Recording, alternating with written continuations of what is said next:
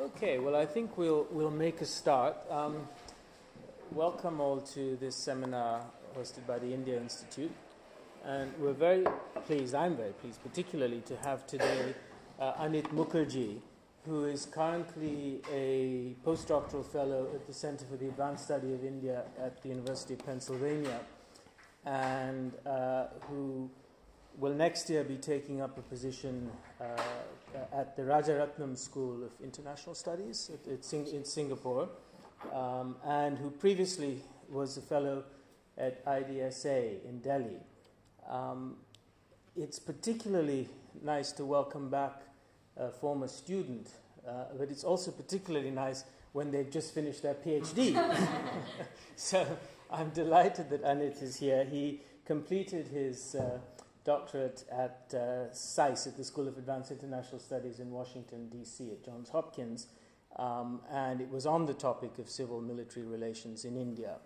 And Anit will today be speaking to that subject. His title is The Absent Dialogue, The Crisis of Civil-Military Relations in India. Anit. Thank you so much. 2005, springtime, I'm having a conversation with the chair of this talk. And he asked me seriously, Anit, do you want to do a PhD? Because there'll be a lot of heartbreak. It'll be a really lonely process. You'll spend years in the library. And now I know he wasn't joking, and there was a lot of heartbreak. So you were really serious about that. But I've heard great things about the King's India Institute. In fact, a part of my job when I came here from Devesh Kapoor at CASI was go and find out what they're up to, because they're looking upon this as a serious peer competitor. So I'm here on a snooping mission too. I'll just start off at the deep edge and start off with the topic, if you don't mind. Singing canaries. We all know what canaries are and when they sing in the coal mine. So in January of this year, India was rocked by a scandal about the date of birth of the Chief of Army Staff.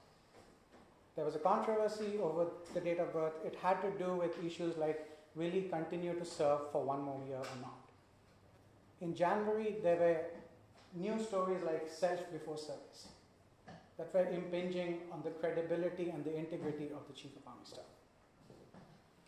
In March, there was a letter that was leaked from the Army Chief to the Prime Minister. It was leaked to the press. It basically spoke about problems in the defense preparedness of the Indian Armed Forces, which was blamed on higher defense mismanagement. When it was leaked, it was immediately insinuated that it was done, the leak happened from the office of the Chief of Army Staff. In the Indian Parliament, Indian parliamentarians were screaming for his head and used unparliamentary sort of language in the parliament, if I can say that. And then, in April, there was a story in the Indian Express, which is a very credible Indian paper, which spoke about the night that the Ministry of Defense got spooked. Apparently, there was a move of army units in January 16th of this year that terrified the MOD because they were not certain about the intentions of this move, the intentions of this operation. And the underlying principle of the story was questioning the integrity of the armed forces in the democratic process. So sort of insinuating that the MOD got scared by it. A little clarification, I had nothing to do with any of these three things, even though I was a Ministry of Defense employee. I was in India at that point of time. Again, I had nothing to do with it. But I'm glad it happened, because what it indicated was a topic I've been examining for the last 7 years. This was important to happen because it brought out that there are structural and massive dysfunctionalities in civil military interaction within India. And that is the topic I would speak about today. I'd first speak about what's going on. Why are we seeing these recurring controversies and the crises? Second, about power dependency. A short peek back into why the Indian structure is the way it exists as it does today. And I'll go back to Britain and Mountbatten and how they left us, because unfortunately, a lot of the structures that exist in India today are structures that we inherited at the time of independence. So it goes back into a political science argument about power dependence. Third, I'll talk about the main proposition argument, that CMR in India has an adverse impact on the effectiveness of the Indian military. In India, the problem is not lack of civilian control. The problem is not a threat to the state from the military. In India, the problem is, as most other mature, established kind of countries face, how do you maximize the effectiveness while having firm political control? I would argue that for a long time, and perhaps it was right, post-independence, this was a really interesting question. It was an extremely important argument to keep in mind. To have a control in India is exceptional. It is a great achievement. It's a great achievement of our leaders. It is a great achievement of our democratic system. But especially post-emergency, I argue that the threat to the Indian state has never come from a tank which has taken over the Indian state. So it's not a question of loss of a control. Then I will talk about structural problems and also about the debate occurring now inside India and the broader implications for India as a power and for other countries who engage along with India. So in India, there is a narrative, if you talk to a lot of army officers, about bureaucratic control instead of political control. To a certain extent, this is to be expected. You talk to any officer in any armed forces and they resent bureaucratic control. They talk about the bureaucracies or the suits who sit in headquarters. So this is a natural thing. But in India, especially, if you look at the language and the articles done by armed forces officers post-80s, this is a constant refrain. That we are not under political control, we are under bureaucratic control. To be sure, it's an oversimplification. But there are problems that come from the form of structures and control that is exercised inside India. And I think the problems really emerged during this phase by the 2006 Pay Commission dispute. So if people are aware about this, there was a Pay Commission in 2006 formed. They made a lot of terms that were not viewed happily by the armed forces.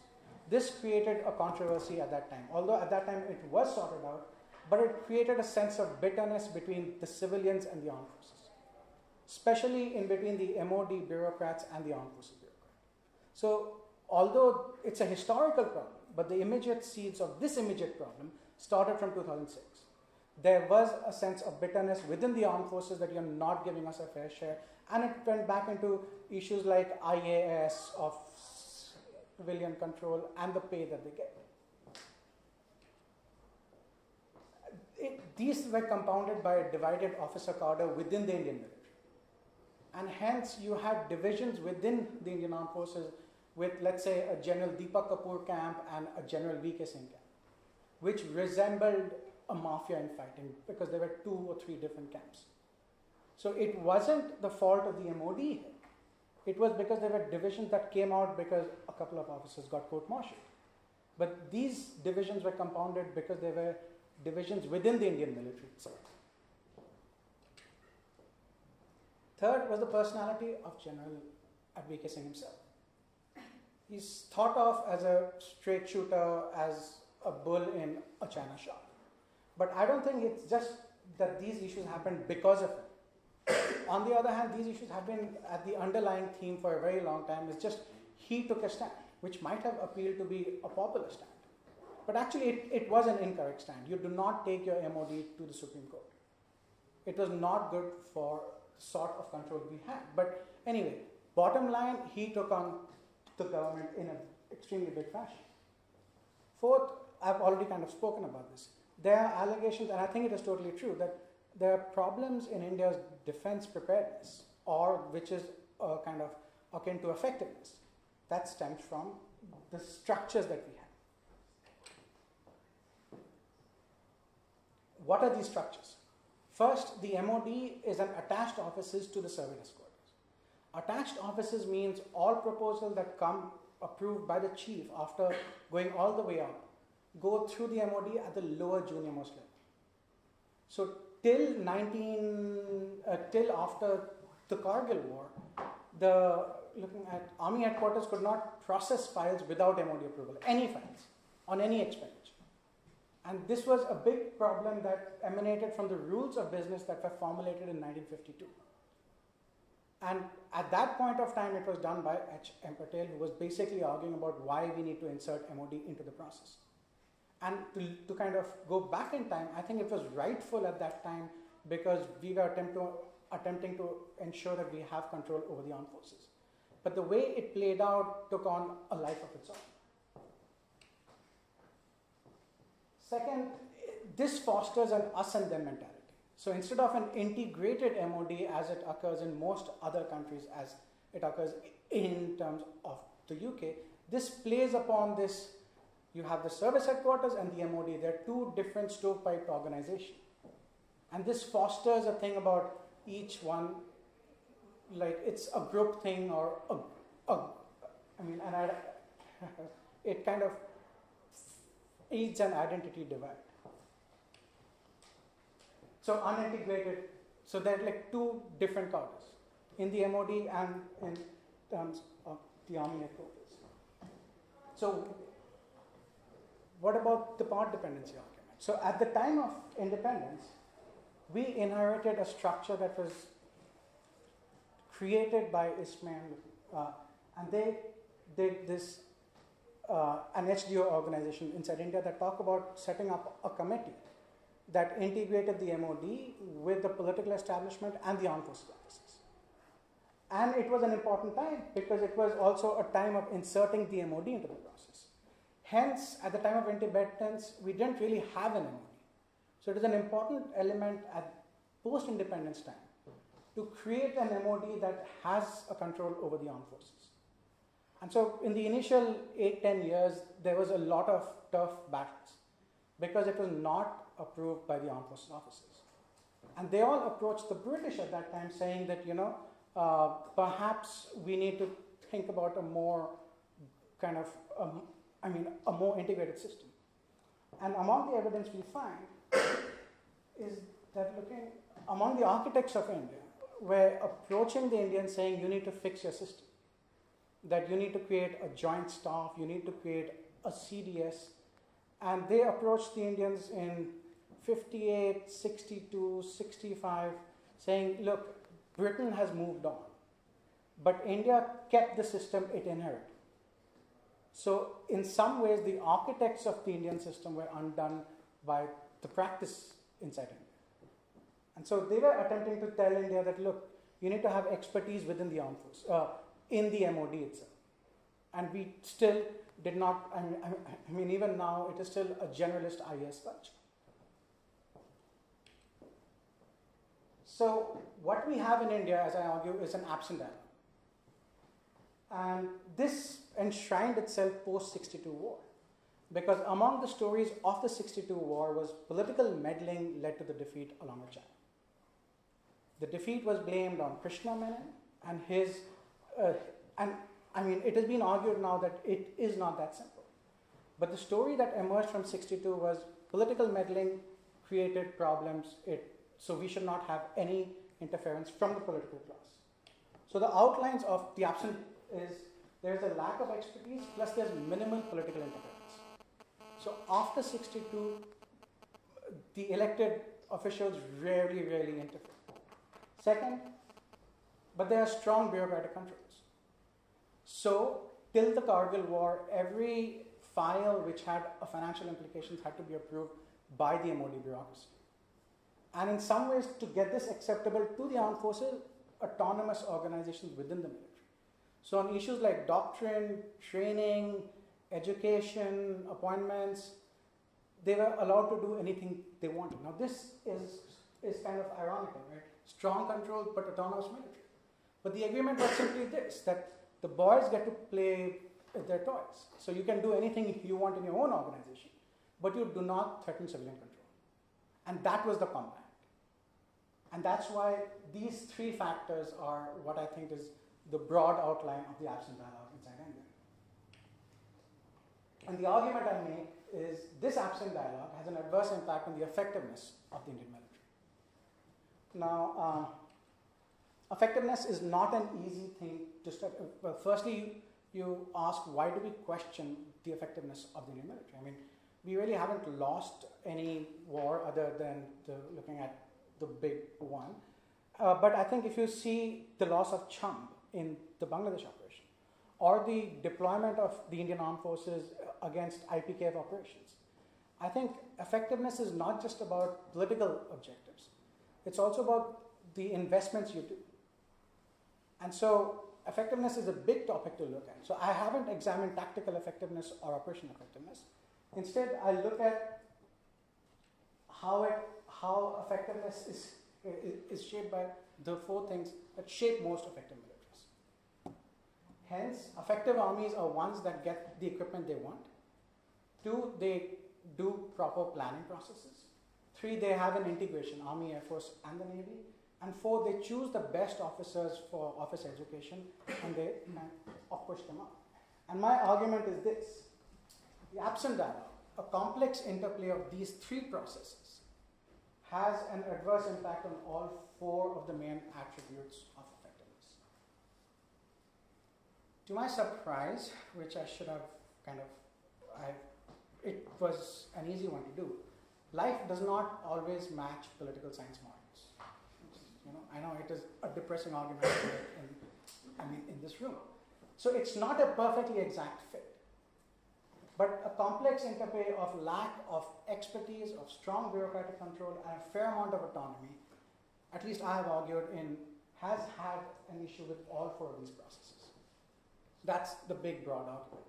And to do this, I have seen archival evidence, but I have done 100 interviews with different officials that examined the Kargil operations, other operations, to actually understand how did integration happen or not happen, and the MOD's function in this process. So, structural problems. Where am I arguing with this? First is information and declassification. So, I go around India asking Indian audiences to name me a single book on the post-independence Indian military, diplomacy, paramilitary, police that goes into official documents. Right? A single book. You have some books that have been done by official archives in UK, in the US, but none, not that I know of. You have MOD kind of accounts, but the source documents on which the MOD has based its accounts is not available. What does this tell you? That the Indian state does not release its official papers for study. And it seems like a small point, right? It's a small bureaucratic point. But I think it has major implications for the Indian state's ability to self-analyze itself, to self-correct itself, or to even tell correct stories about its past. And hence, even now, we are having a controversy inside India about should the Air Force have been used in the 62 war, it would have been a different outcome or not a different outcome. 50 years after, right? You would imagine that the Indian state would have the confidence to let these papers out so that they are studied by all of us. But and it seems like it's a small point, but I argue it's a massive point, because if you do not declassify, you're not able to build up the civilian expertise that you need to have a mature civilian control. How will you gain the expertise if at IDSA, the Defense Ministry think tank, you cannot study official documents? What do IDSA scholars who are employed by the MOD study when they're not able to access official documents? So all we end up doing is Google desktop research. And that passes off as the quality of Indian public discourse on our official institutions. So I argue that declassification, information access is one way, and I've kind of argued in my attempts to charge at a windmill, I went to the MOD and the armed forces, and I approached them and I spoke to them about the need to declassify. So I approached the Army first, and they said, we have no instructions on this from the MOD. So I went to the MOD Joint Secretary and I said, you control the armed forces, you can pass the archival act. And he said, only a classifying agency can declassify. Lovely catch-22, right? Army says, oh, we have no instructions. The guys who are supposed to give the instructions said, oh, they have classified it, let them declassify it. And I think it is an important issue that we can speak about later. Problems so again, a lack of expertise, information flows, and the IAS general system of administration. So I think there is a need to build up domain expertise within the IAS, for sure, at least on defense. It is unacceptable that you have a bureaucrat dealing with healthcare one day and suddenly dealing with aircraft carriers procurement the next day. And the domain expertise argument has existed since 1967, the first administrative kind of reforms committee. But as I give this talk in India, there are other people in the audience who deal with different studies who say, Anit, the IAS generalist system has not just created problems with the effectiveness of the Indian military, it's every sector of the Indian state that the IAS touches. But we need expertise in urban development, in town planning. Where are the documents that can actually tell me the story of who made the urban plans for Delhi? Who made the flyover scheme? Was there research that went into building up the flyover scheme that looked at population growths and then, so we have a field called urban planning, right? But who sits there? It's some IAS secretary who would sit in there. So there is a huge gap here between this generalist system of administration and this expertise that is required in most sectors of the Indian state. Forget about defense. I mean, it is an important aspect. But healthcare, culture, Indian museums, right? So I think it's a bigger point. And third, there's a fair amount of autonomy within the Indian Armed Forces. So the chief of staff is unnaturally powerful as compared to most of the chiefs in most of the militaries. And so when the chief assumes a post, he, I mean, it's not a she as yet, and I don't think it'll be for a very long time, unfortunately. But the chief of staff can push through personal-based agendas on, it can favor the infantry, it can favor the armored corps, and there is very little checks on that person. So you see a rapid change in promotions based on change of chiefs. Whether it is a change in promotion policies, change in, who goes to do what training, and it's a generalist officer cadre. So as much as the IAS is a generalist cadre, even the Indian Armed Forces officers are largely a generalist cadre. They may possess technical skills in, let's say, tank driving or flying.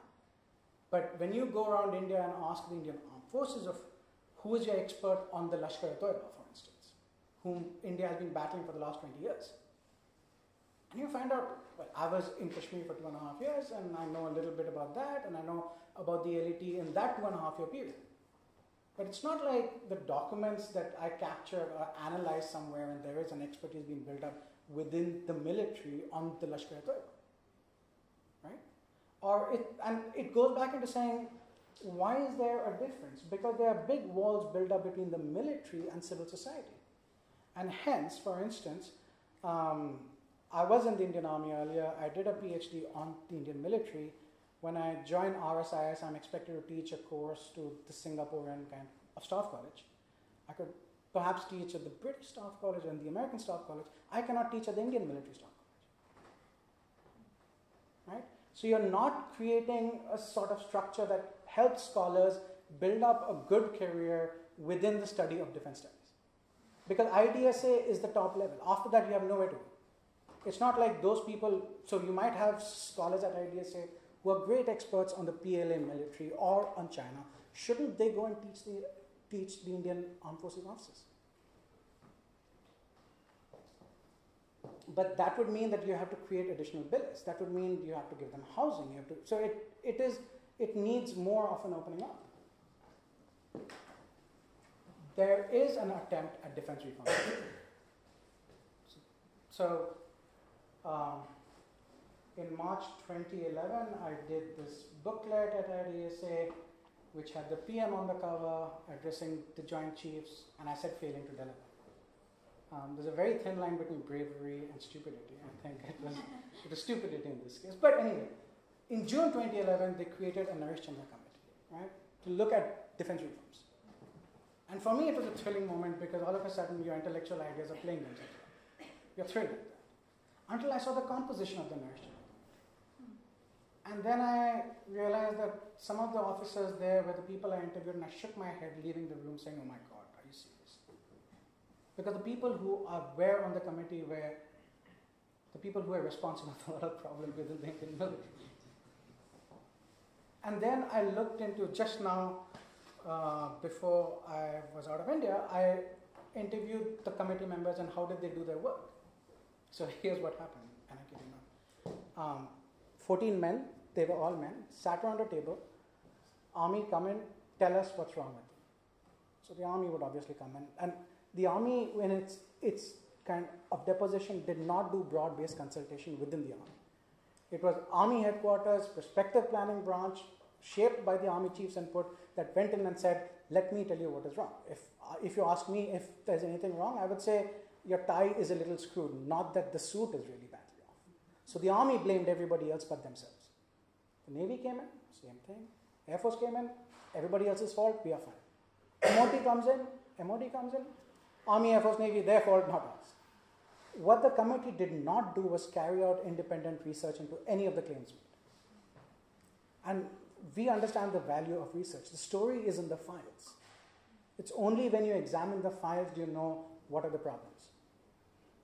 Hence, the Chiefs of Staff Committee, which people are saying has been ineffective in India, if you really went into examining the files of the Chiefs of Staff Committee, only then you would know that they are not able to deliberate upon contentious issues. And that would tell you why it is an ineffective organization. It's in the files. But the files themselves are not available. So I did an RTI against the Defense Ministry asking for 6 historical documents about 2 years ago.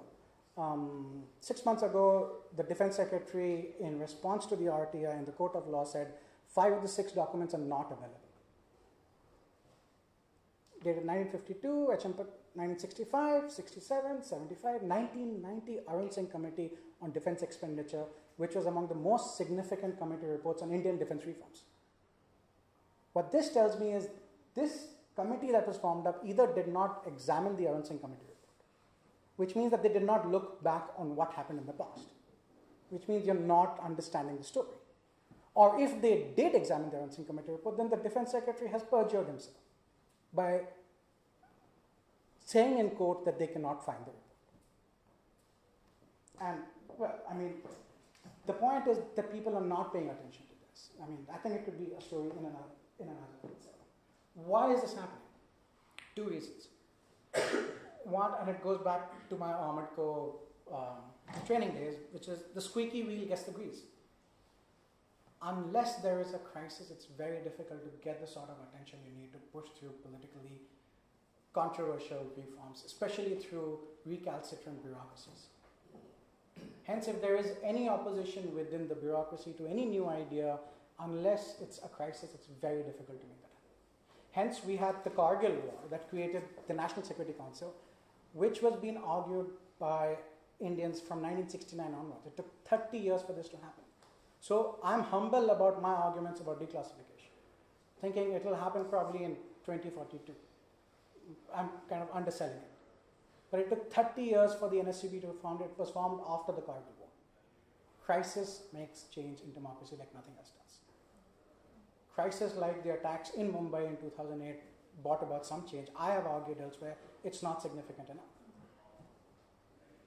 Secondly, because of an argument that the Indian political class understands the weakness in its civilian in the form of the control it has. But it assesses that there's no existential threat to India. That as opposed to the threats that it faces, hence Pakistan, there is no danger of Chinese troops entering Red Fort. And so it can afford to live with this problematic system because it is afraid of what will happen to civilian control. And I think, this is a question of where you ideologically stand. But I also think that we can move ahead beyond the control of the question of threat of a coup to better defense management. So we need an honest, blunt, unequal dialogue. Unequal in the sense it has to be civilian supremacy. But there has to be a dialogue. There has to be hard-nosed, constant conversations about all issues. Second need for political leadership, I think everybody has that at their slide at some talk at some point of time. Third is ultimate responsibility. I think it's the people of India. We are the ones who are electing our people. So it's not enough to say politician, because we are the ones who kind of elect them.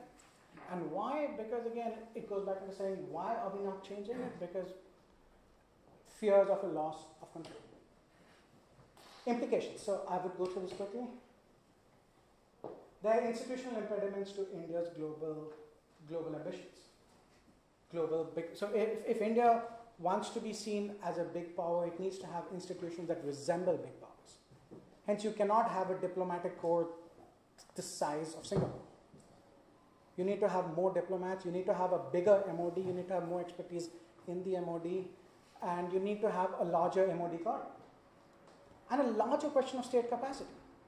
So the argument about it's not just defense, it's not just the effectiveness of the military, it's every sector, whether it is policing, whether it is healthcare, whether it is urban planning, whether it is town development. It's a question of, does the Indian state have the state capacity to deliver the goods that it should or it ought to? And if it does not, should it be thinking about bringing about more of an expertise and different forms of expertise in different ministries? I also argue that because of UK and India sharing similar parliamentary structures, this is a great topic for a conversation between UK and India to emulate best practices. There are some advantages that each have. You cannot have a perfect fit. You cannot, pick up a system from a country and impose on the other. But there are some good practices you can emulate of each country. And I think, it's here where we can have a genuine conversation between UK and India about this. And it's in a democracy, in a mature democracy, where there's no problem of a military coup, this topic is, I think, understudied. Defense management. What should be the interaction between the civilian bureaucrat and the armed forces officers? Who should decide what? Is there a clear domain? I don't think there is. Because ultimately it is about, people in a room getting together and agreeing on a common approach to issues. I'll end it at that, and this is my email if you have any feedback. Thank you, Anit. I'm sure there will be lots of feedback. That's a very provocative, in many ways, set of remarks. I forgot to say in my introduction that Anit has also been a serving officer in the Indian military, and of course that's important. So he does have first-hand experience of this. Anyway, that's now open for discussion, and questions, and reactions. Yeah, Vipul. So thank you for the talk. At some point you mentioned that for one instant blunt dialogue between the civilian leadership and the army, it's necessary to just start talking. I feel one important way that we can possibly improve CMR in India is through having this discussion in a public domain, for which I think the IDSA and USA have always seemed to have lost the opportunity. In the US, I used to be still discussing whether or not to allow civilian scholars to examine its Center for Armed Forces Historical Research.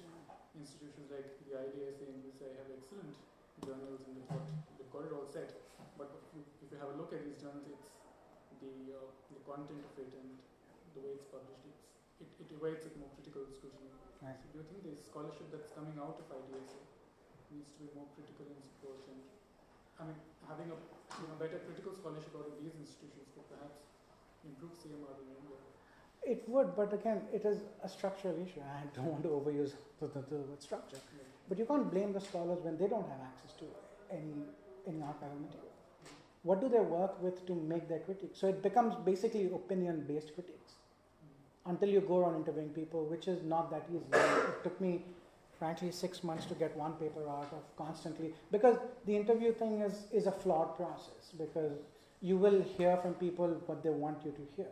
It's only after you go back for repeated interviews or after 2 or 3 interviews that you'll get something out of it. I would agree with the first part of your argument that there are problems, that there are structural issues with think tanks. What is the utility of think tanks when they're not able to self-analyze? And so it's not surprising that the Army think tank, and you can talk about this, Rahman, or the Army think tank are looking at foreign policy issues. Right? I mean, you should be looking at military issues. You should be studying military doctrine. You should be studying manpower issues. You should be doing, but the military is famously insular on this. It will not allow anybody to get close to it. And you cannot expect them to do it on their own. This has to be forced down by the political leaders and civil society that has to say, listen, you have to adhere to the Public Record Act and the Public Record rules. And the simple question is, they are not adhering to it.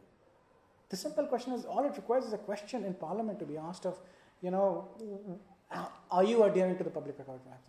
And so I went to the archives, and so I went to the National Archives, and I spoke to the director of the archives. He is an esteemed kind of historian. And I asked him about these issues, and all he had to say, and he's pretty well connected, he's a very big man. All he had to say was, continue your fight, I will give you a metaphorical pat in the back. Please take a stand. I'm like, it's an indictment of the political science community in India. Also, what is JNU doing if it's not teaching its student about the Indian military and Indian diplomacy? If you're not able to get one book out on the Indian state, you would build up intricate theories of IR to an N level when you can actually get down to understanding the nuts and bolts of how the state is supposed to function. So, yeah. Could you say a little bit about what the internal military sort of learning processes and review processes are? It'd be just interesting to hear how do they examine their own practices, whether it's operational, whether it's procurement, whether it's equipment, etc. I mean, to what extent is there a kind of internally open discussion within the different branches of the armed forces? That's a really good question. I think at the tactical level, they're pretty good. If they go through a tactical operation, you're supposed to have an after-action report. Mm-hmm. That is generally, by and large, completely honest and fair of saying who went wrong where. So they do a very good job. I would say a very good job of tactical learning. So in IPKF, they understood within a year of operation that they were not trained and equipped to fight LTTE. So that came across pretty clearly. But what doesn't happen is a sort of institutional long-distance study that comes from... So you might have these SNAP studies that say, if you have to check a bomb under a bridge, make sure that two people approach from two different sides and that area around it is clear. Now that's a very good snapshot, tactical level understanding. But a larger issue of how do we counter IED studies by examining all IED incidents that have happened in the last 5-10 years. Mm-hmm. The big N studies that I think is done in the US well by organizations like RAND. Mm-hmm. Because RAND has, it's available a massive staff of civilians, of mathematicians, of scientists, of engineers, whose only job is to look at the data, and under the oath of confidentiality, they will give them what is the way out of this problem. India has, so IDSA was initially inspired by RAND, right? I mean, IDSA was inspired post-62 to be the Indian RAND. But if IDSA scholars who are defense ministry employees are not able to access data, or the army is not willing to share information with it, it is, so although army has a robust internal learning mechanism, and so even now, IPKF operations, 25 years, this is the 25th anniversary of the IPKF operations. And we did a study at IDSA looking at India's ability for a net security provider, out-of-area contingency operations.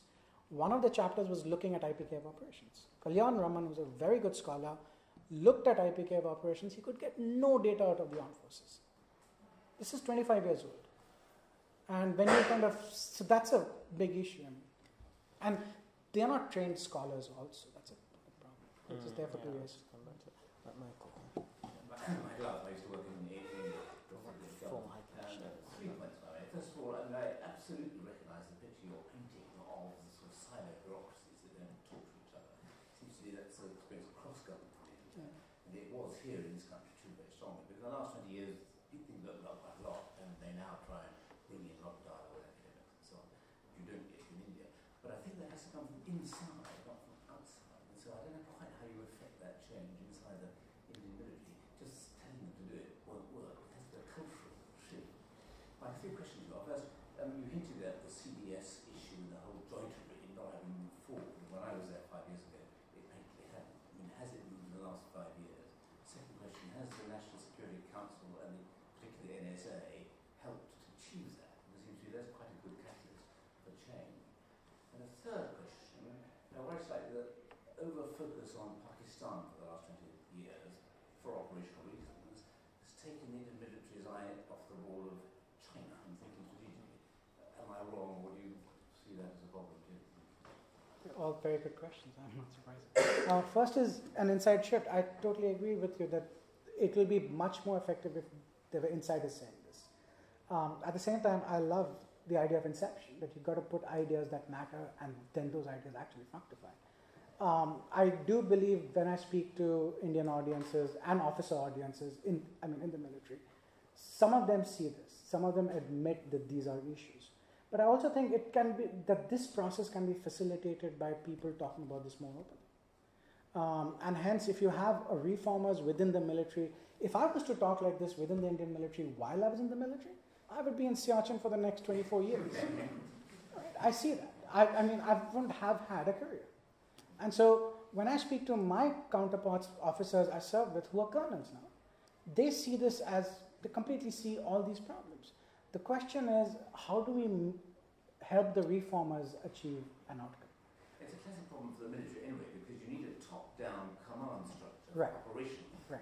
But you want a bottom-up ideas structure when you're discussing it. So getting that balance is terribly hard for everyone. It is terrible. I think it would be helped if there were a top-down command that was that emanated from the political class, that says, you know, these are the structural impediments, these are what we want you to fix, and I don't care if the Air Force agrees or the Army agrees or the Navy disagrees.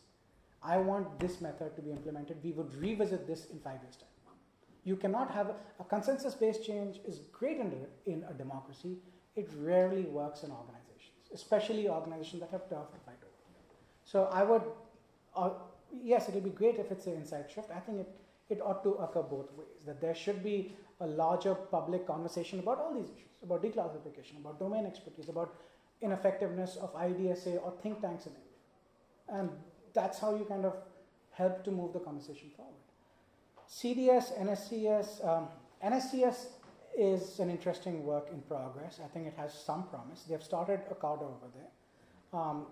I've met a couple of the people and I'm encouraged with the work that it is doing.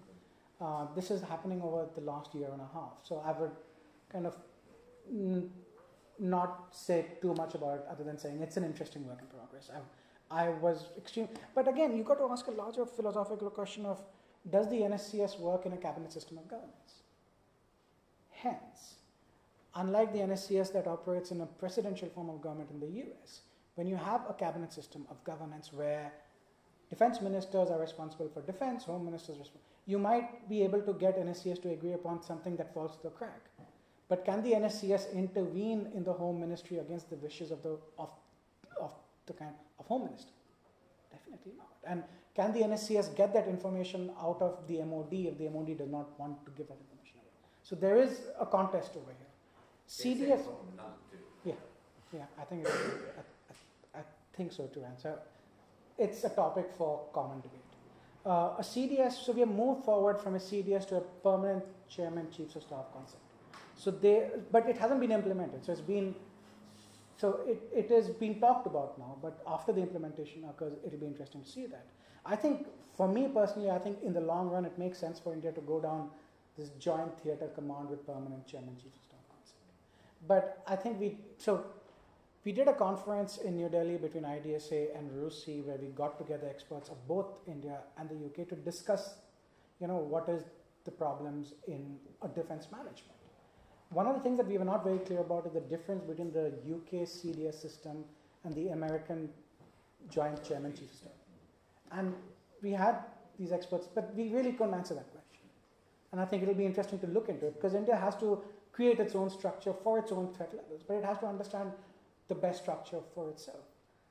China threat, I think one of the biggest geopolitical shifts in the Indian military is looking at China over the last 10 years. I mean, I've been in the army since 1990. I totally accept your point that till 2000, 2003, 2004, it was Pakistan obsessed. I think one of the biggest shifts is this realization that we have a problem with China. Thank you. So I teach at the university. I think it's been a long time since I heard a strong plea of that kind for opening up of archives of contemporary history of India. And as you can imagine, I think many of us in this room share the kind of concern we have. I mean, I was working on experimental nuclear physics laboratories and faced similar problems. And it's a good case you make, I think, for self-learning of the Indian state, but also for a foundation for sort of state capacity building. Probably it's time for a sort of long document of this nature to come from various kinds of scholars who need access to contemporary history archives. But my question is a slightly different one. I mean, when you talk about control or even relations between what we, I guess, have been calling civil-military relations. There's political, there's the civilian, there's bureaucratic, and what you're proposing in some ways is the conflation of the bureaucratic and the technocratic. Yeah.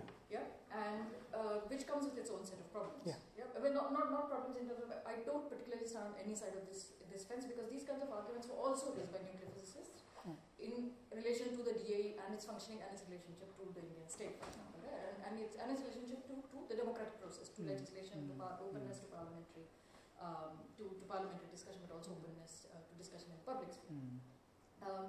So it always has been, exactly as you say, from the late 30s, if not 47 onwards, to manage that balance between putting together a kind of expertise that is required by the state, at the same time as constant arguments between Jawaharlal Nehru and Shanti Swarup Bhatnagar, for example, at that point of time, who was responsible for the CSI laboratories, show that the bottom line of the arguments used to be scientists should be on top and not on tap. Right? I mean, Bhatnagar uses exactly that phrase. And so, in the case of the military, this becomes, of course, a very sensitive matter in terms of, okay, how and when sensitive decisions, delicate decisions in relation to military matters taken. So, I mean, I'm afraid I don't have anything, anything pointed to ask on, but I mean, wanted to know where you stand on the conflation of several of these kinds of control. I mean, the political and the civil, and the technocratic and the bureaucratic, and then how does that relate to the people who actually, the practitioners, right? So in my case, there would be people in the labs doing experimental processes. In your case, these are soldiers and officers taking care of the fighting. I think it's a great question. So going into this work, I was informed by the opinions which I was formulated on as a junior officer that blamed a lot of the problems on the civilian bureaucracy. After 7 years of research, I've been really pleasantly surprised by the intellectual capability of the IS bureaucrats who sit in the MOD. I've got a far much more nuanced understanding of the compulsions that they are under. So I'm in no way trashing the entire MOD and the IS. But I think that it becomes an issue, especially when you look at what they say is that post-62, most of the RMs in India have been important political personalities. If you look at Jagjeevan Ram, if you look at Anthony, you look at George Fernandez, so most of the defense ministers have been very important who do not have either as much time to devote to the defense ministry as they have to think about especially looking at coalition governments. So they have been distracted a little bit. So what happens is, and again, this depends on the style and the personality of the minister. But to a large extent, they let the MOD bureaucrat handle the day-to-day routine of this. And according to the MODs, they say, look, it's not like we are deciding. We have to take the concurrence of the minister. So we are implementing political directions. This is the way that democracy works. But I think in between that argument about this is the way a democracy works to having the military in the same room with the bureaucrat and the politician and having a honest to goodness deliberation and letting the politician have the final call, there's a huge spectrum. And I think the arguments should not be that perfect ought to be the enemy of good. I think there are good defense practices that are occurring in other countries that we can learn from. So it should be a mix of expertise. There should also be a kind of, I mean, ultimately it is an elected representative who has to ultimately decide. But I think India's structure is an outlier in terms of lack of more or less complete expertise in the MOD itself. And so it kind of... Quite a few questions. So I'll take them in groups of two, Dinesh, and then... You mentioned the lack of domain expertise in the bureaucracy with regard to especially defense. So how do you expect the reform to be brought there, because the defense is such an important issue, and how do you expect civil servants to be trained accordingly? What's your opinion? Okay, let me take the second question. Yes, if you'd like to. I've got actually two questions. One is this concept of military autonomy. How did that develop?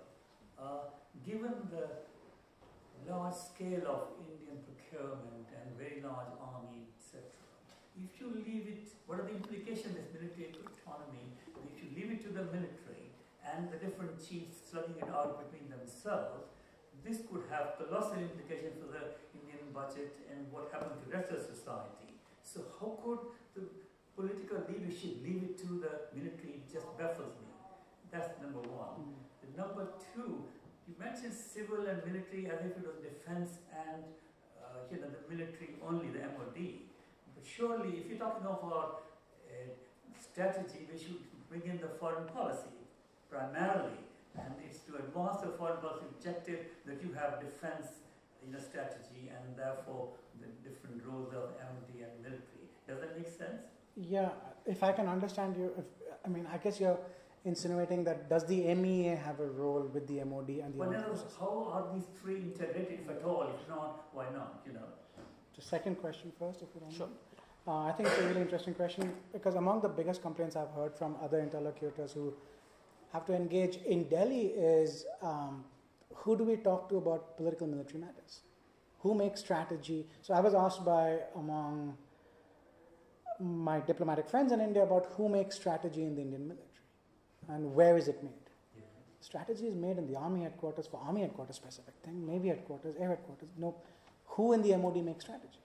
Who is the political Paul Mills section who integrates the MEA and the MOD? And there's a fair amount of institutional stovepiping and infighting and gatekeeper mentality. So I think it's a big problem that needs to be addressed by the Indian state. You need to build up more confidence structures, both integrating the MEA and the MOD and creating sort of an OSD counterpart as it exists in America inside the MOD. So you don't need an IAS generalist officer to head international cooperation when it involves things like counterinsurgency across different nations, when that person does not have that background information. And so I'm not questioning the ability, but I'm questioning the ability of that person to actually do that. Can I just add in on that? This idea of a group near the minister, which is a Catalyst for Change, OSD is one. The Germans do something like that, and in Britain we've recently started doing that too. I think if you want internal change, that would be a route to What's in Britain, what is it called? It's a policy planning. Policy planning. Autonomy. If you got the understanding that the generals decide the equipment, then that's not completely true. The generals decide what equipment they would like. Then it goes to the MOD. The MOD can say will assess if it can be built in-house by the Indian DRDO or the DPSUs. And then it goes for political clearance because they are big ticket items. So all three are important inputs, right? It isn't that a chief can decide I will have this helicopter and you would buy this helicopter. But the decisions of should we go in for, let's say, tanks or ICVs is left to the general. But isn't there an Indian version of the military industrial complex that has been operating in the United States? Surely, and therefore and the lobby groups? I think the problem in the Indian version is there's no private industry. It's all state-owned. Right. And because there's no competition, it does not enhance effectiveness. So the big problem within the Indian Armed Forces, they've been complaining that nobody is holding DRDO and DPSUs accountable for the projects that they get. And I think if you open it up to the private sector, I'm a big believer in competition enhances effectiveness. I think you might actually see the Indian industry doing what the DPSUs have been unable to do. The first question about how do you build up expertise within, I think we need to have a larger conversation about what sort of domain. So I think you need to have certain branches of domain expertise. If you look at branch of security, let's say, those people who get an expertise in this could go to the NSCS, could go to the Home Ministry, could go to the MOD. And to build up the expertise, you could start from anything. You could send them to King's College to study at King's War College or RSIS. I'll be making a strong pitch for RSIS pretty soon. Or else you could send them to PME institutions inside India. So Staff College, NDC, and start to kind of, a really important thing I learned in my interactions with the British officials here was how their officials are interjected into different theatre commands and they understand the culture of the military. So you kind of speak the language, and it overcomes the intrinsic problems that you have in understanding the language and the lingo and the talk. So unless, let's say, if there is an Eastern Theatre operations in Calcutta, why shouldn't you have an IFS officer posted there or an IAS officer advising that officer who actually goes around Arunachal Pradesh, goes around areas to actually understand how does the military operate, and then can come back to the MOD and then has a much more nuanced understanding of this. So we can probably do that. Sorry, I missed the talk. So you might have covered this already. But I have a very quick theoretical question actually. If you look at the larger body of literature on organizational change and theory, so there are 4 basic arguments, right, as to why militaries change. So one is militaries are shocked into change, right? So you leave what's known, but you come into this sort of space of uncertainty. So take, for instance, the Bush administration, for instance. Big issues on uncertainty. Second is you have sort of civilian outsiders. So take, for good or bad, take Donald Rumsfeld as an example. Someone trying to shape something from inside the presidential system. Third, you have something called sort of maverick civilian officers, right? Guys, Stephen Rosen stuff. Maverick civilian. So Eric Shinseki, for instance, the States would be a great example. Someone trying to shape. And I was just thinking, it's quite curious because I don't see civilian influence, I don't see visionary officer, and I don't see the impact of shock. I mean, there was a temporary impact of shock in 1962, if I'm not wrong. The GDP percentage to defense went from 2.5 to 5%. But if none of these sort of theoretical basic models work, what works in India? Because there must be change. And I wonder if it has something to do with maybe a lighter argument just about osmosis, which is a highly disorganized way of thinking about strategy, because you take a little bit from somewhere, you try to mesh it with somewhere else, right? So you don't have a root, but what you have is loads of leaves. And the second very small technical question is, do you think if the NSA were to be given cabinet rank rather than MOS rank, that would have a bearing in the way strategy or national security is actually considered? I'll let you answer that because it's a big What works in India? Can I pass that question? What works in India? Something must work in that frame, right? No, it's a great question. I love the question because the short answer is even I don't know about what will make this change. I mean, I would like to believe that my coachmates who are colonels now in 10 years' time they would be major generals. Perhaps I'd be able to convince them, but I'm not too sure about that. Perhaps they would be built up or ingrained, or perhaps the ones who are really the agents of change would not make it to that rank. Perhaps they would be not selected because they would be seen as threatening to the status quo. So you're absolutely right. Osmosis, that's why I'm kind of saying that maybe we should have more interactions about best practices. Osmosis might be a great idea. Perhaps we should get more officers from the Indian Armed Forces to RCDS and have a serious discussion about defense management and like imbibe this idea of how ridiculous it is that you're not having civilian, that you cannot go back to India and teach. You can teach here, that I cannot teach, right? I mean, you can have experts on China who cannot teach the Indian military, but it doesn't exist in most other mature democracies. And so hopefully that will kind of inspire them to say that we shouldn't be an outlier on this issue, that we should try and create a position so that people who want to study defense at St. Stephen's, let's say, who has an intellectual interest in defense studies, will not just think there is no career in this field. So we need to kind of, and so whether it is, defense studies at Stephens and JNU, and then you go to IDSA, maybe you go to NSCS, perhaps you go and teach at the Indian Staff College, perhaps you go and do 2 years of good research somewhere in the field in Kashmir, and you kind of, you're then able to inform the Indian Armed Forces themselves about, analyze them and assist them in their own arguments, which is completely absent at the moment. So I don't know if I really answered the question. We can. A great book you should use, you might have Paul Kennedy's new one, which is exactly this, which is Change from the Bottom Up, but how engineers basically changed the way Britain fought the Second World War. It's a great piece of work in terms of looking at bottom up. The problem in the Indian structures is that there's no lack of bright ideas, it's getting the top management to accept that's because they're so rigidly top down. You referred to the Arun Singh report, which has actually, in a sense, a roadmap for many of the ideas that I think would be very important for such a change. To the other question that you asked about NSCS, I think it's a really important question. I think the NSCS, but again, it goes back into a systemic problem about cabinet system. Would the NSCS, even if it becomes a cabinet minister, would he or she be that powerful to go over the head of the defense minister or the home minister? But he could sit in the CCS. Yeah. Several times you've alluded to the need for political leadership leadership. And I'm just going to press you a little bit to ask how realistic that might be to actually expect on these kind of issues. I mean, we know the level of defense knowledge in Parliament is not great. You look back kind of across parliamentary history, and the number of MPs with a background in the military, in the security forces, and police more broadly is never more than a couple percent.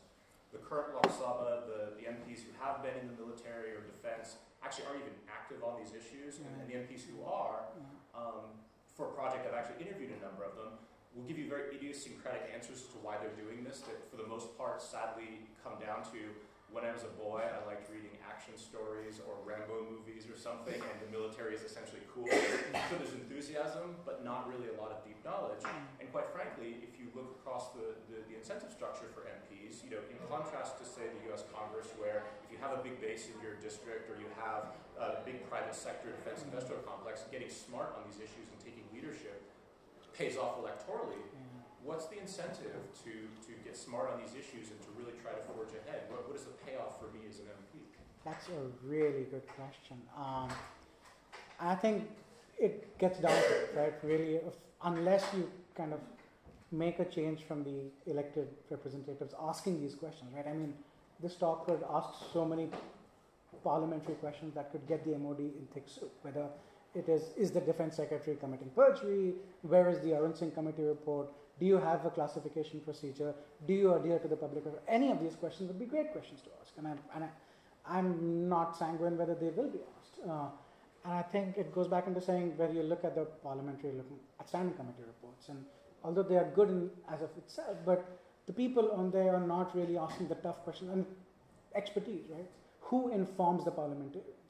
And it goes back into this issue of, in some ways, MP's capacity. Who is the researcher who is attached to the office of the MP? And I think it's really interesting that in India you have had this experiment of LAMPS, where there are aids that are now given to these MPs who are doing a really good job. And the MPs are starting to appreciate these young, smart, educated Indians who are assisting them in their work. And I think here's where, to answer your question, sure.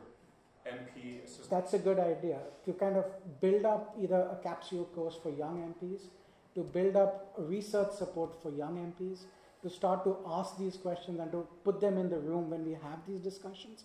Because as it exists currently, I don't see it happening. So it's a really good question. I would just say, I mean, I think you're letting the world of scholarship and research get off too lightly, because I mean, I think it is also the fact that there are very few scholars and researchers and historians who actually give themselves over to studying issues to do with the military, whether it's historians or more sort of contemporary focuses in analysis. So I think, and of course there's the question of material and access to files, but the more people there are working on these, the more kinds of sources and so on start to come into play, and there's more pressure for them. So I think it's also a lack of push from the scholarly community for a whole number of different reasons, which we could go into. Yes. I'm only a journalist, I'm guessing, around this table, and by no means a specialist. For the Hindustan Times. From the Hindustan Times, yes. You know, I'll just back up what the gentleman said. You know, the response that you'll get is, you know, if it ain't broke, you know, and they will not see that it is broke. You know, why fix it?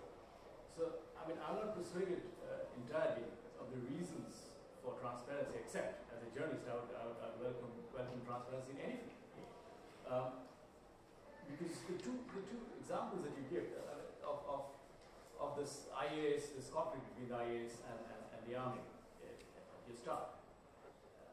The response would be, well, you know, we bumbled along in an Indian way and it was sorted out, it was in the press for 2 months, and look, it's gone now. Indian Express, it was there, that particular story was the headline, and then ran on the internet for 5 days. If on the other hand, you're saying that, as you indeed did, you know, this is to do with effectiveness of the Indian Armed Forces, then the missing part in which I would like to see perhaps is how you take this out into the public arena. Otherwise, it just remains within, doesn't it, a strategic discussion. I mean, the UK and India are strategic partners. You know, they talk and nobody gets to know what they're talking about. I write op-eds. What more do you want? I would love you to. I would love you to read my stuff and do a story about it and ask the question of where is the Ernst & Committee report. But to go back, I think you asked a really important question, which is. And it also links up with what this gentleman said about right. The parliamentarians. I mean, in the UK, you've had people asking about the kind of tanks that are, or the boots that have been used in Afghanistan. These are not done because I don't think they have. These have come out as a result of an institutionalized, transparent system. They have come out because of selective leaks in some newspapers, which are then picked up by others and then are debated as they indeed should be in Parliament. Right. No, I think so. Even if you look at declassification, I'm not saying that you should declassify which is not older than 25 years. So most countries have a 25-year old rate. So I'm not really expecting that Kargil documents will suddenly come out and I'm asking for them. I'm asking for documents post-61. I'm asking for the Bangladesh war. I'm asking for the op order that launched IPKF operations. I'm asking for stuff which is historical value, right? Because I think what people miss is that the story of the Indian Armed Forces or the Indian state has to be told because of the people who made the sacrifice for the Indian military. I mean, I haven't spoken about this, but I think I'll have to do an article about it.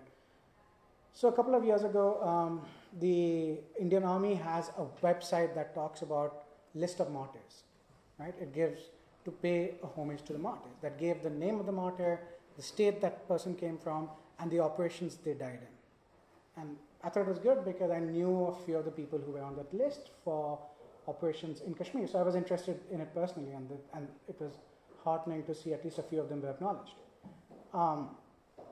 Just on a cuff, I started to tabulate the figures on an Excel document. What I found was there was a difference of at least 5,000 dead between what the Indian government was saying in Parliament and what was showing on the website. 5,000 more.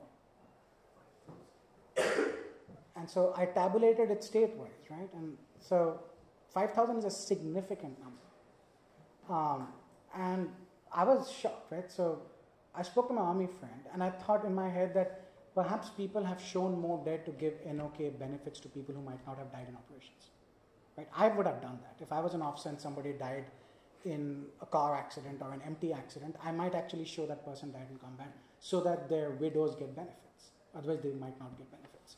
So I asked my officer friend this, and within 2 days, that thing was yanked off. For the last 2 years, that it's just written, web pages are withdrawn for review. And now, all these are, so basically you're not acknowledging the people who died.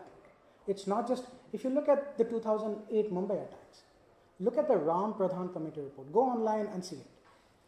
It is a shockingly created committee because it does not go into giving an account of what happened. When it interviews the people, I mean, it's very clear it's a cover-up. The committee was created to make sure that it's deflected attention from the political class and blamed everything on Ghafoor, one person.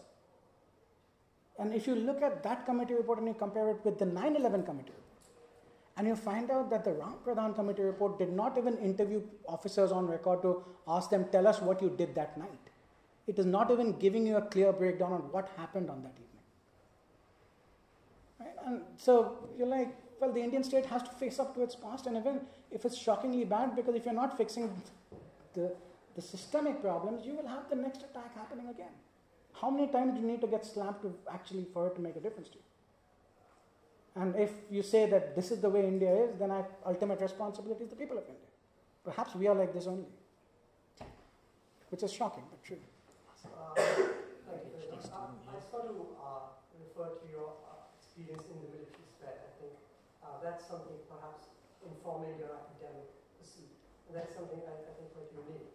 Could you sort of reflect a bit on your own or the general intellectual traditions and intellectual discourses that are dominating pedagogy within those institutions? Because I think a lot of emphasis is on educating the bureaucrats on strategic thinking, but I think also if the army itself sort of educates on maybe issues that go beyond maybe just warfare and strategic ideas, what is the sort of idea of history, sociology, some of the new disciplines of globalization? Are these making entries into the institution within the army education?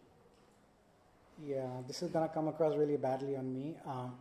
I took a BA in NDA. I went to National Defense Academy. I slept through most of the history, political science classes, and that's why it took me 7 years to get a PhD. But no, I think you ask a really important question. I think we really need to analyze officer education processes also to actually teach them things like international politics. And who is going to teach them international politics? Not Rudy, not me. It won't be Swapna. It won't be anybody who has a PhD in international relations. It'll be some other colonel standing up with lecture notes saying this is international relations. Right? And so you need to ask that difficult. And I mean, look, other PME institutions deal with these topics all the time. They talk about group dynamics, about organizational theory, about bureaucratic politics, so that you get a bigger, awareness. If you ask me personally, I was too junior an officer to actually be influenced by any of the debate. I was reading a lot of Mad magazine, which would probably go against me. Yeah, if I could just come in one point. Having said that, I taught for 2 years at the staff college here, and the most impressive officers in the staff college were Israeli, Pakistani, and Indian. And that's, albeit that's at the major level, lieutenant colonel level, and RCDS, that's at the brigadier level. But it's very impressive in terms of intuition and something about unique and different. So I don't know how that works. But they're the best of the best. Sure. They're the best of the best. Sure. You won't get anybody here from India, at least I know for sure, who won't be top. Number 1 and 2. Number 1 and number 2. Could I just make a very tiny point? Yeah, sure. Just want to interject. Actually, something that Rudy asked in terms of, how do militaries change, and then looking back. So if looking back historically at even the case you made, given lack of materials and everything else, there's a rather cynical picture that emerges, which is one you indicated, is whether the Indian military change has come at points of crisis, right? So it's not something you want to abandon. That's not to say reduce or whatever, because I'm not giving a normative sort of thing on what should be done, but I think that we might want to take that rather seriously.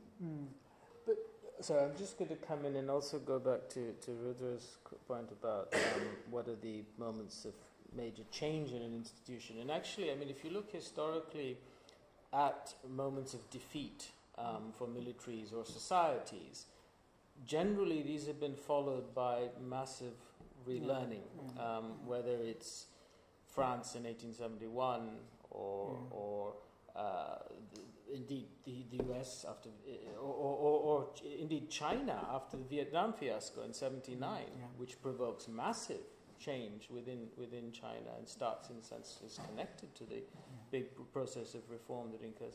And what's striking to me actually is that 62 and then the other the Sri Lanka episode and then Kargil actually prompted very mild, and even 2008, very mild responses. The 62 prompted a kind of crisis of national pride and so on, but very little deep reflection on the strategy or the institutional resources or whatever. And so what's striking to me is actually how easy it has been to skate over such moments of historical crisis, which in other situations have been very important learning moments. There's a whole kind of pedagogy of crisis, but that's just an observation.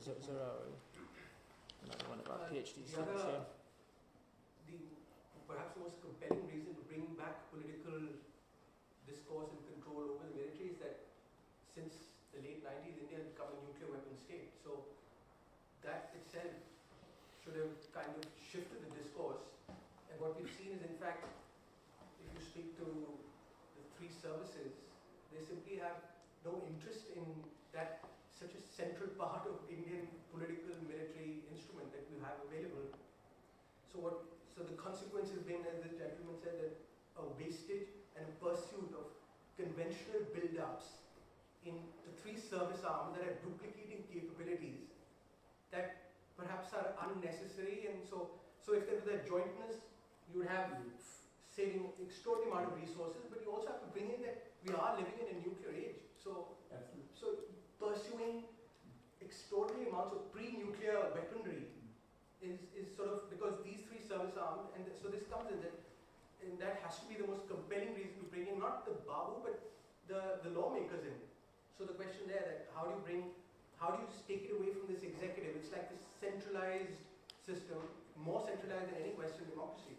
How do you bring in oversight of the larger lawmakers? Now, we know in practice that who the lawmakers are in terms of their culture and where they're coming from, but that socialization has to happen there. But it seems that how can we even, nobody's even entered that debate, that what has been the impact of nuclearization in the Indian system, and how does that impact, or should have created a completely new revolution in this conversation? Yeah, I have a quick, I accept this the kind of argument about the unanswerable question, which is how do we make politicians pay attention to these issues? I mean, I don't have an answer to that. I think that's something that is a challenge for our generation of Indians to actually do. But I think on the nuclear weapons per se, I think that on this particular aspect, as little as I know, is there has been some serious thinking within the SFC on the first strike, second strike. It's Strategic Forces Command. So it's a tri-services command, and I know that the NSCS has looked into this question of nuclear response and nuclear capabilities in a pretty serious way. So as little as I know, I think there's been some serious thinking, and that has gone into this issue of command and control over nuclear weapons, precisely because they don't want to feed the stories in the West that the arsenal is not it is not a safe and secure arsenal. Right. But so it's not feeding into the force structures and the doctrines. Yeah, because it's such a black box. It's like you're pretending that this doesn't exist, and you're pursuing a conventional path to modernization, and your doctrine is a real nuclear war. Exactly. But that's precisely that the existence of nuclear weapons has ruled out. But your second line, that nuclear weapons are war-fighting weapons, which they're absolutely not. No, so exactly. They may change the thinking, but they're not a substitute for prevention, because they're not war-fighting. No, precisely. They're not war-fighting, but they're deterrence instruments. I agree. Which means that you perhaps don't need to, you need to sort of create a nice, your quiver must be balanced, right? In fact, anyway, this comes back to... Okay, we're running a little short of time. Rudra, you'd like to say something, and then two more questions. That's right. I mean, it's absolutely correct. And I would say the military should be kept far away from nuclear weapons. Here's why. The last 60 years of Western democracy has shown us exactly that. When nuclear weapons were introduced, we moved from Mahan to from Little Heart to Brody for exactly that purpose. Nuclear weapons provided politicians and politics to get into that space because they're political weapons. In a case like India, so in many ways what you're saying is against the grain of the last strategic and political history for the last 60 years. This would be very abnormal, not normal, for the military to get involved in strategic weapons, which might be the case, but it's not the norm. Right. So, though you're using a completely different case study where the resource generation of both the superpowers created these large arsenals, which probably will never happen in these countries. Okay, I'm going to have to, we're running short of time. There are a couple of more questions. So yes, if you... Do you think there's been an effect on the psyche of the military leadership from obviously prior to independence being working for the British and then after very much it's the same personnel then becoming the leadership of the military again? Has there been, because from what you're saying it feels like there's almost a lack of loyalty to the new state, or some block in the psyche of not wanting the best. Okay, let me just take the other question. Avinash. Really building on your question, the psyche in the military leadership, one that was not discussed was the recent spate of clashes between the Jawans, the soldiers, and the officers. So within the army, there's the hierarchy so stifling that there's these bubbles which seem to have been created within the officer class and within the fighters who are actually on the front. Now, my understanding about the military tactical dynamics is not that much.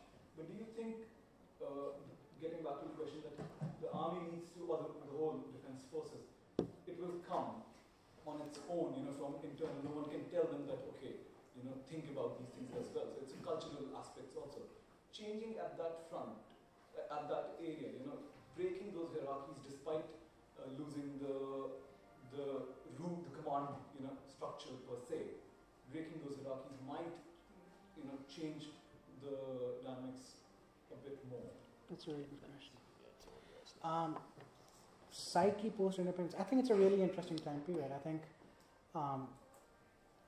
I I think within the Indian Army they felt lost and confused at the time of independence, because they definitely were on the back foot because they were being accused of not making any sacrifices for Indian independence.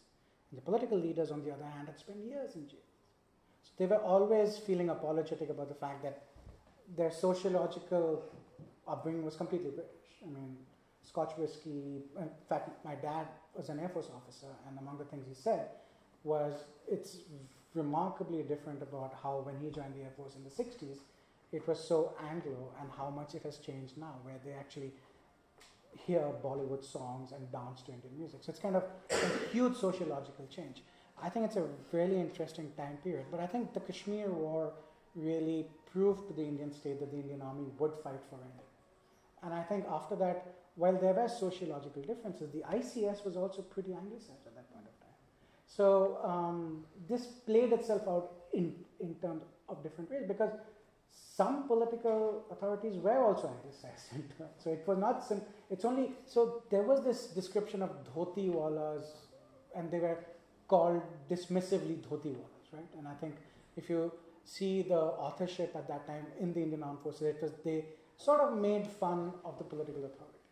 But I think over time, that problem kind of solved itself out. I really don't seriously think there was a problem of a loyalty within the military. I think especially after the war in Kashmir, that it kind of proved itself over and over and over again. To your important question about officer-men clashes, I don't think it is as much a hierarchy thing, as much as a shortage of officers thing.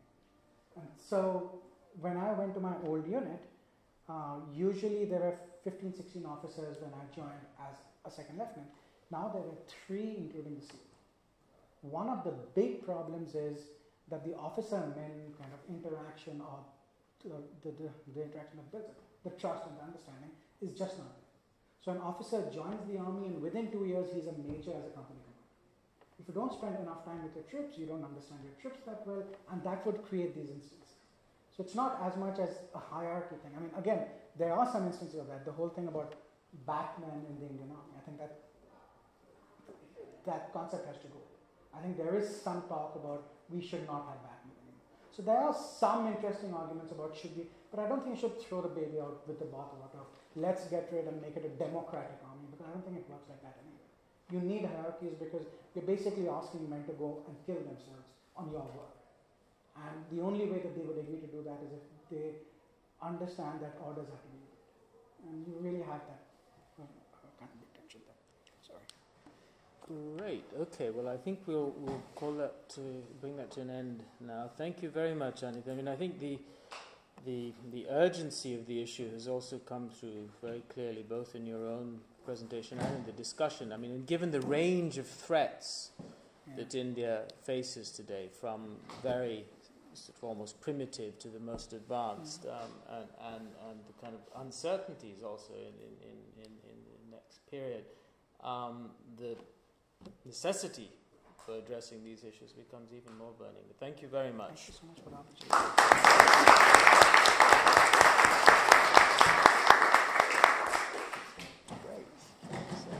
Great discussion there also. That was really good.